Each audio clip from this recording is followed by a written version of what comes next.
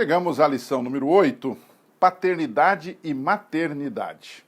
São privilégios que Deus nos dá. A Bíblia diz que os filhos são a herança do Senhor, portanto, o nosso dever é amá-los, educá-los e discipliná-los para Deus. Essa é uma tarefa nobre. E na Bíblia nós temos algumas dicas importantes sobre este assunto.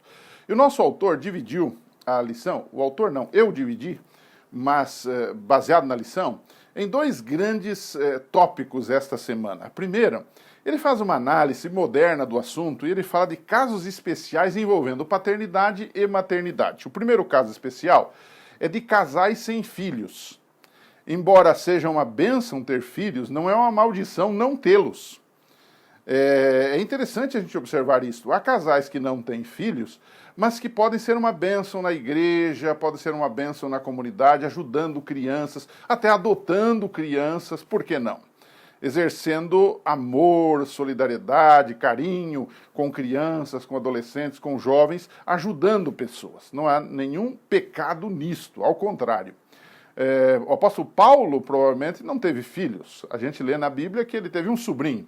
Jesus Cristo não teve filhos. Então, não ter filhos não quer dizer que é pecaminoso, embora esse seja um privilégio, uma bênção que Deus nos dá e que nos ajuda, inclusive, a desenvolver o nosso caráter e nos aproximar de Deus.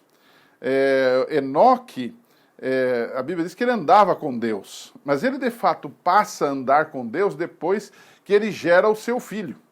Ele aprofunda essa relação com Deus, porque aí ele compreende essa relação filho-pai, pai-filho. Então, ter filhos é um privilégio, embora não tê-los, não quer dizer que é uma maldição. Um segundo tópico que ele desenvolve aqui nesses casos especiais é pais e mães solteiros. Cada vez mais a nossa sociedade vive e convive com essa realidade.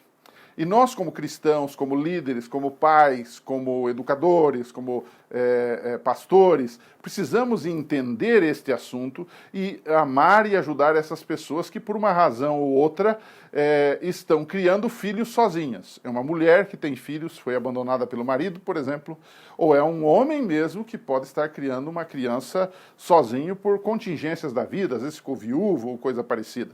Então o autor destaca bem esse aspecto da paternidade e maternidade em contextos ou em casos especiais. Bem, mas há um segundo ponto da nossa lição que entra exatamente no cerne do assunto, que é maternidade e paternidade, que eu diria maternidade e paternidade com responsabilidade. Esse é o segundo grande tópico do assunto dessa semana. Criar filhos e educá-los tem algum custo, né?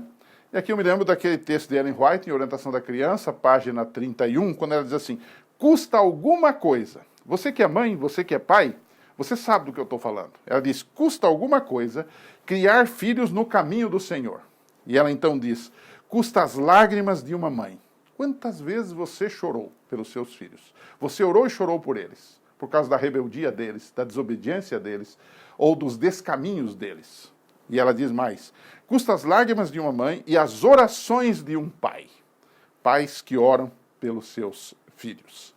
E o nosso autor coloca alguns, digamos assim, dá para entender que há alguns pré-requisitos para ser pai e ser mãe, para exercer este privilégio divino.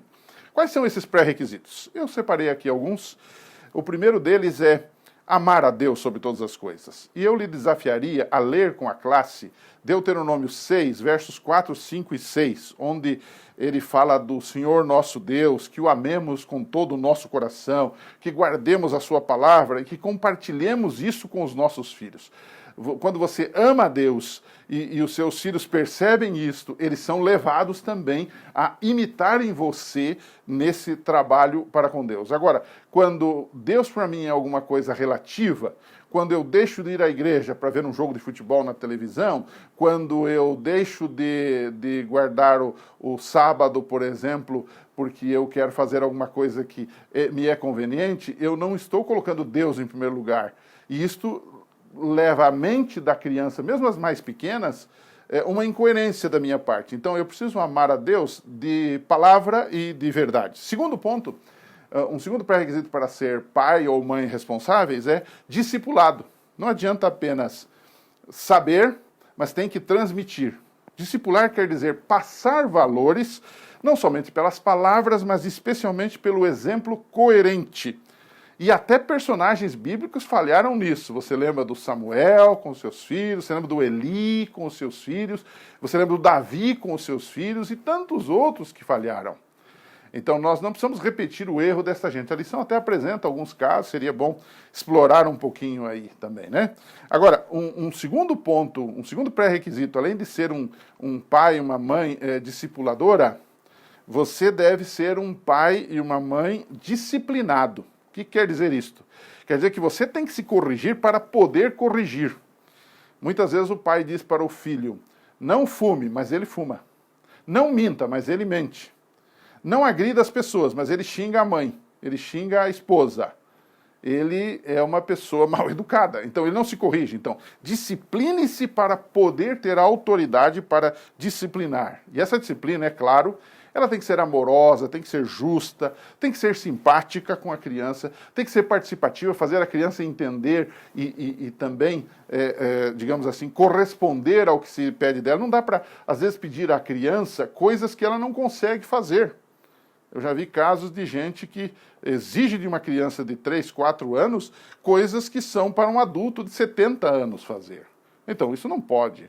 Então, essa disciplina tem que ser participativa, ela tem que ser firme e ela tem que ser consequente, ou seja, ela tem que ser executada. Prometeu, cumpriu, não é?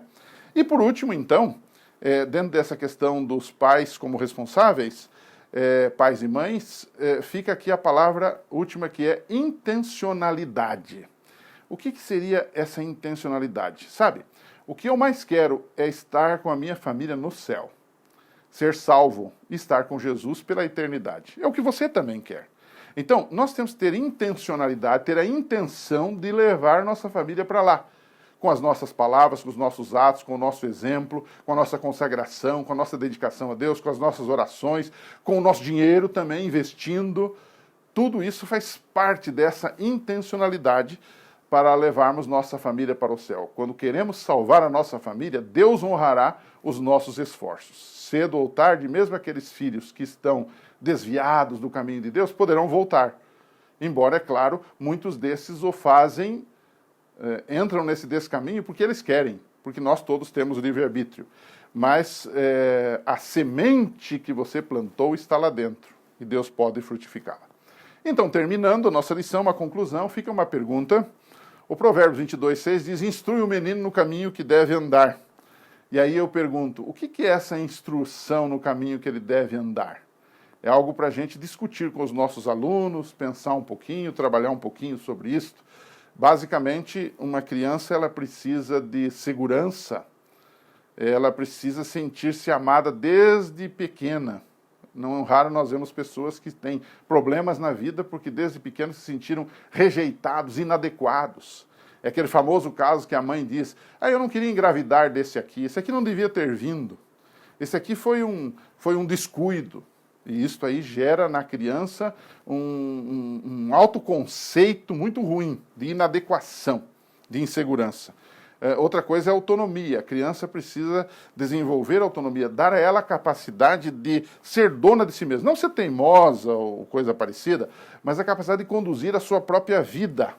E mostrar a ela que essa capacidade exige responsabilidade em tudo que ela faz. E um outro ponto também, que às vezes as pessoas esquecem, nós temos que dar às crianças autocontrole. É preciso aprender desde cedo a se controlar. Essa história de uma criança num carrinho do supermercado com 2 anos de idade, fazendo um espetáculo para as pessoas que estão ali, porque ela quer levar o chocolate que ela quer, realmente não pode. Se a mãe cede na primeira vez, haverá a segunda, a terceira, a quarta e ela perderá o controle. Ela precisa ser firme mesmo com o escândalo da criança. Aos poucos a criança vai aprendendo que as coisas não são de fato assim. Bem, são assuntos para a gente discutir. Na semana que vem a gente se encontra aqui para mais um tema importante dessa lição. Um abraço e até lá.